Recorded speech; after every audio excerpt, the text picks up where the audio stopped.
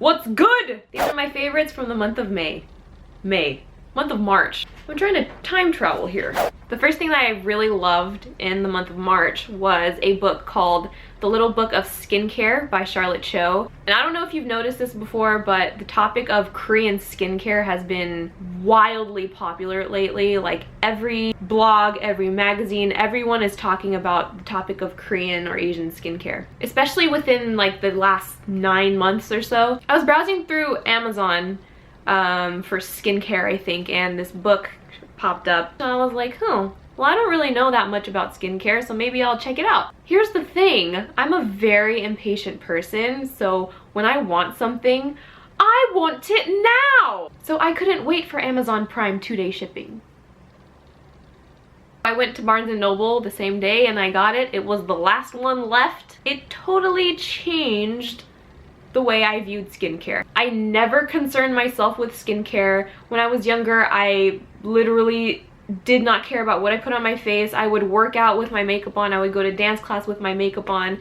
Sometimes I would forget to wash my makeup off before I went to bed. It was bad. My skin did not love me, and it showed. Charlotte brought up a really good point in her book that really resonated with me, and she said that in Asian skincare, they use products to prevent problems from even happening in the first place, and in Western skincare, we use products to fix things or to just cover the problems up with makeup.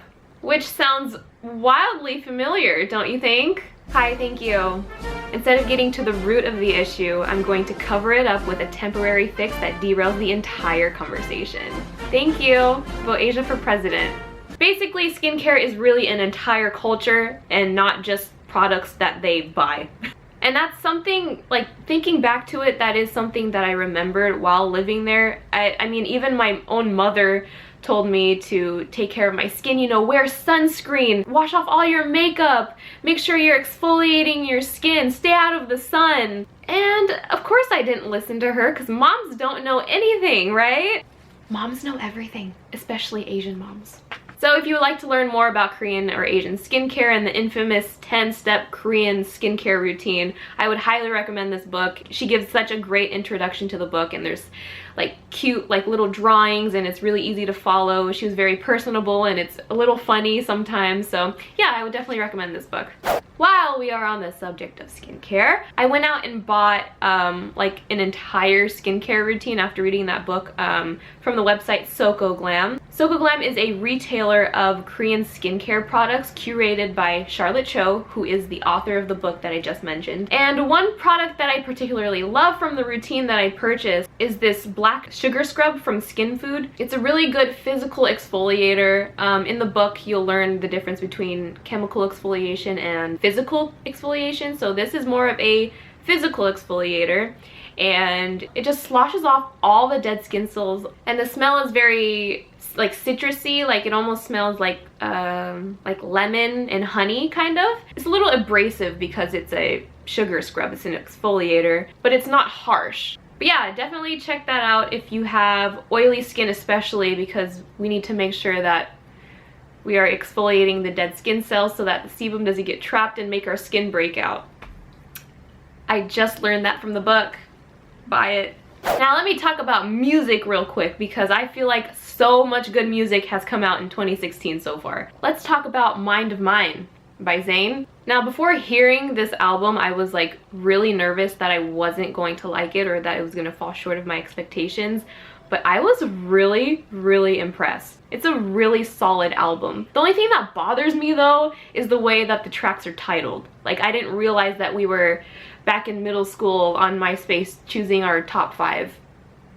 Honestly, I didn't know what to expect from this album because the type of genre that he was doing with One Direction was very like boy band. I wasn't sure what style he was going for. They said R&B, but I didn't know if it was like, you know, like old school R&B, like Ray J 2004 era. But it seems in this album that he went more alternative, like alternative R&B. Speaking of being extra, I really love Dean's album that he just dropped. It's called 130 Mood Trouble. 130 Mood, TRBL. What does any of that mean? I don't know. The music is fantastic though. If you don't know who Dean is, he is a South Korean R&B artist. He's more alternative R&B, just like Zayn. I love those two albums so much that I created a playlist on Spotify with just those two albums. But yeah, really, really good stuff. I'll put the link to the playlist in the description box if you want to save it and listen to it. Dean and Zayn, my problematic extra faves. I'm not sure if you noticed this, but I got a new camera! It makes filming myself for videos so much easier. About 2 weeks ago, I filmed, I think it was like 3 or 4 videos in a single day. I was so excited. I was like, oh my god, there's gonna be so much content coming. I'm so excited to edit these. Keep in mind, I filmed it on my DSLR. So when I connected my DSLR to my computer, I went back to the videos and watched them, and every single video was out of focus. I almost cried. And in my time of weakness, vulnerability, and despair, I went up to Best Buy to get a new camera. My DSLR doesn't have a flip out viewfinder, so I never know if I'm in focus or not. I never know if I'm in frame or not. I could literally film an entire 20-minute video and have it not be usable at all. I got a Canon G7X. So it has a flip up viewfinder so I can actually see myself. It autofocuses, so if I get in really close, it's gonna autofocus. If I go out, it's gonna autofocus. And it just makes everything so much easier, and I just get really emotional thinking about it. And on top of that, I don't really have to color correct that much in post when I'm editing the video because the sensor in this is really, really great.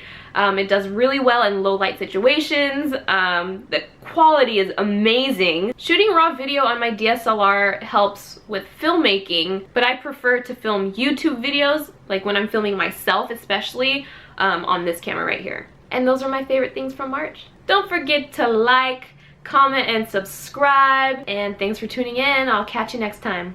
Peace. Thank you. Bless up.